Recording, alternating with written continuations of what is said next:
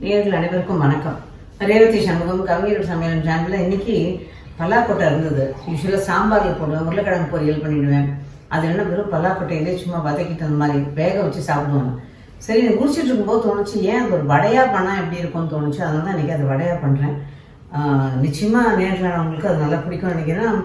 அந்த பருப்போட டேஸ்ட் இது மட்டும் இல்லாமல் இந்த பலாக்கொட்டையோட டேஸ்ட்டும் ஒரு மாதிரி இந்த ருசி கொடுக்கும்பாங்களே அந்த மாதிரி. இது பார்த்தீங்கன்னா தெரியும். நான் 1/2 கப் அளவுக்கு கடலைப்பருப்பு ஊற வச்சுருக்கேன். ஒரு 5 காஞ்ச மிளகா அதில் போட்டிருக்கேன். இதை ஒரு மிக்ஸி ஜாரில் போட்டலாம். இதில் ஒரு 15 விதைக்கு ஏறப்பறையே எடுத்து வச்சுருக்கேன். 15-16 விதைக்கு ஏறப்பறையே எடுத்து வச்சுருக்கேன். சோம்பு 1 டீஸ்பூன், பச்சை மிளகா 2, கொஞ்சம் உப்பு காரமாக இருந்தால் தான் நல்லா இருக்குங்கிறதுனால அதை நல்லா கழுவிட்டு ஊற வச்சுருக்கோம். இந்த பருப்பை இதோட சேர்த்துக்கணும். இந்த கரகரப்பை அரைச்சிட்டு பார்க்கலாம். அதுக்கப்புறம் பலாக்கொட்டையும் அரைக்கணும், அதை அப்போ பார்க்கணும். இப்போ இதை அரைச்சாச்சு. நான் கொஞ்சம் பருப்பை எடுத்து ஒரு 2 டேபிள் ஸ்பூன் பருப்பை ஊறினதை எடுத்து தனியாக முதல்ல போட்டு வச்சுட்டேன். இந்த குத்து பருப்பாக வேணும்பாங்க, வடையில் தெரிஞ்சால் நல்லாயிருக்கும் இல்லையா. ஏறக்குறைய மசால் வடை தான் இது. ஆனால் நான் வந்து மசால் வடைக்கு நம்ம போடுற அந்த பட்டை அதெல்லாம் நான் இதில் எதுவுமே போடல. சோம்பு மட்டும்தான். சோம்பு வேண்டாம்னு நினைக்கிறவங்க அதை அவாய்ட் பண்ணிடுங்க, அவ்வளோதான். இப்போ இதில் உரிச்சு வச்ச பலாக்கொட்டை, இது வந்து நான் வேகலாம் வைக்கல, பச்சையா அது லேசாக தண்ணி போட்டு எண்ணெய் இல்லாமல் வெறும் கடாயில வறுத்துட்டு அந்த மேலே உள்ள வெள்ளத்தோலை உரிச்சிட்டு அந்த பலாக்கொட்டையை அப்படியே எடுத்து வச்சிருக்கேன். இதே இப்போ வந்து ரொம்ப நைஸாக இருக்கக்கூடாது, கொஞ்சம் கரகரப்பாக இருக்கணும். இப்போ வந்து பொடி பண்ணியாச்சு. இதை அப்படியே இதோடு சேர்த்துடலாம்.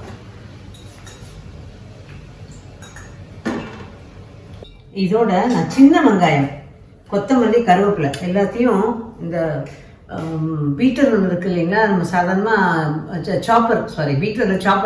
சாப்பர் அடிச்சு பண்ணால் அந்த மாதிரி அடித்து வச்சுக்கிட்டேன். இதில் போட்டுடுறேன். சின்ன வெங்காயம் ரொம்ப டேஸ்டியாக இருக்கும். இல்லைன்னா பெரிய வெங்காயம் 2 எடுத்துக்கங்க. இந்த பூண்டு மட்டும் ஆப்ஷனல்ங்க. நான் பூண்டு கட்டாயம் இதில் போடுவேன், ஏன்னா இந்த வாய்வு எடுக்கும்னு. பூண்டு வேண்டாம்னு இருக்கணும், அவாய்ட் பண்ணுங்க. ஒரு 4-5 பேருக்கு பூண்டை தட்டி போட்டிருக்கோம். இப்போ இதில் உப்பு சேர்த்து கலந்துக்கலாம். இதில் உப்பு அதையும் போட்டாச்சு. இப்போ இதில் சேர்த்து பிசைஞ்சிக்கலாம். விழுந்துருச்சு, எடுத்துக்கலாம்.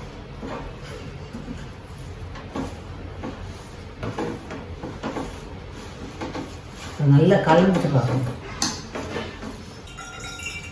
எண்ணெய் காஞ்சிருக்கு, அது ஃபுல் காய்ச்சல் காஞ்சிடக்கூடாது, இளம் காய்ச்சல், அதாவது நல்லா கொஞ்சம் காஞ்சிருக்கணும். ஆனால் அதே சமயம் அது வந்து புகையக்கூடாது, விடக்கூடாது. இப்போ இதில் போட்டுட்டு தீயை குறைச்சி வச்சுடுங்க. நிதானமாக அது வந்து மேலே வரணும், நல்லா வெந்துட்டு மேலே வரணும். அப்படி தான் போடணும், அப்போ தான் நல்லது. ஏன்னா அதுக்கப்புறமா நம்ம தீயை கொஞ்சம் தூண்டி அதை முறுமுறுப்பாக்கிட்டு எடுத்துக்கலாம்.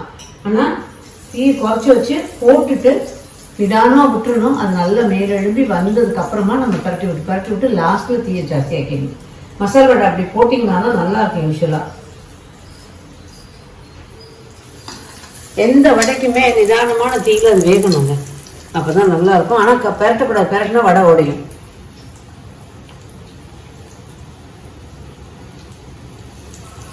எண்ணெய் கொஞ்சம் மட்டும் வடை போடலாம்.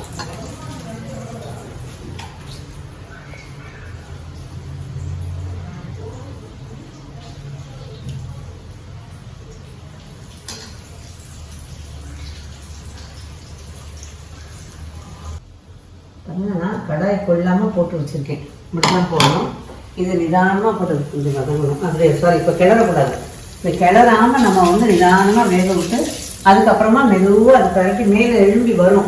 அந்த நேரத்தை நல்லா பரட்டி விட்டு கொஞ்சம் தீயை தூண்டிட்டு எடுத்தீங்கன்னா அது ரொம்ப நேரத்துக்கு அந்த முறுமுறுப்பு இருக்கும். நிதானமாக வேகணும். இப்போ பார்த்தீங்கன்னா தெரியும், பாருங்கள், மேலே எழும்பி வந்திருக்கு பாருங்கள். இந்த மாதிரி நிதானமாக போடணும். இது இப்படி வெந்ததுனால உள்ளும் புறமும் வெந்து நல்ல முறுமுறுன்னு இருக்கும்.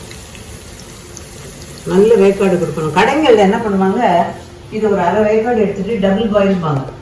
அதாவது இது ஒரு 1/2 வேக்காடு எடுத்துகிட்டு அடுத்த நடையை போட்டு அது 1/2 வேக்காடு வந்துட்டு இருக்கும்போது இதையும் கொட்டி தீயை ஜாஸ்தி பண்ணுவாங்க. பண்ணி நல்லா பரட்டிட்டு ஆனாங்கன்னா அது ரொம்ப நேரத்துக்கு நல்லா இருக்கும். பட் நமக்கு வீட்டில் அந்த மாதிரிலாம் பண்ணிகிட்டு இருக்க முடியாது. அதை விட இதுக்கான வேகத்துக்கான நேரத்தை பொறுத்து நிதானமாக வேக வச்சிருக்கணும். இப்போ கொஞ்ச நேரம் கழிச்சு நான் வந்து தீயை தூண்டிடுவேன்.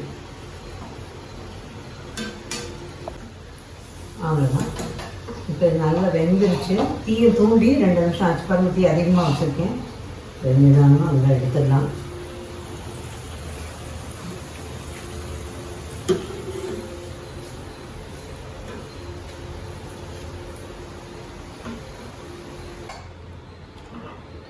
இப்போது இந்த வெந்திருக்கு பாருங்கள், நல்லா கூட வந்துருக்கு பாருங்கள், பார்த்தீங்கன்னா தெரியும். பட் ஆனால் இது என்னென்னா வடையை போட்ட உடனே நம்ம விட்டுறணும்.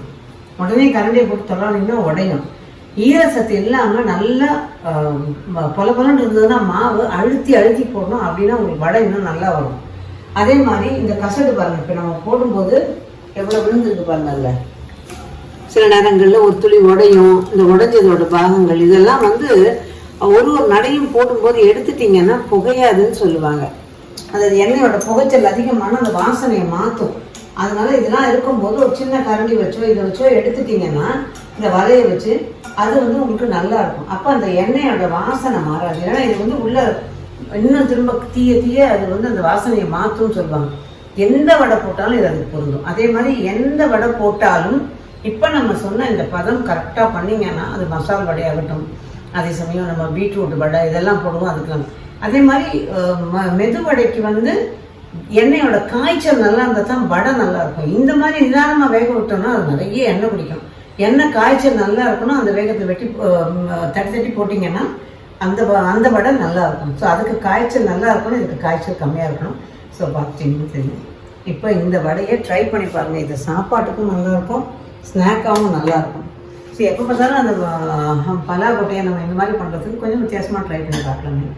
ஸோ ட்ரை பண்ணி பார்த்தேன் இந்த வடை, அது பலாக்கொட்டை மசாலா வடை. நேரில் நீங்கள் ட்ரை பண்ணி பார்த்து உங்களோட அறிவு கமெண்ட்ஸ் சொல்வீங்க. இந்த வீடியோ பிடிச்சுன்னா லைக் பண்ணுங்கள், ஷேர் பண்ணுங்கள், சப்ஸ்கிரைப் பண்ணுங்கள். மீண்டும் ஒரு பதிவில் உங்களை சந்திக்கும் வரை நன்றி, வணக்கம்.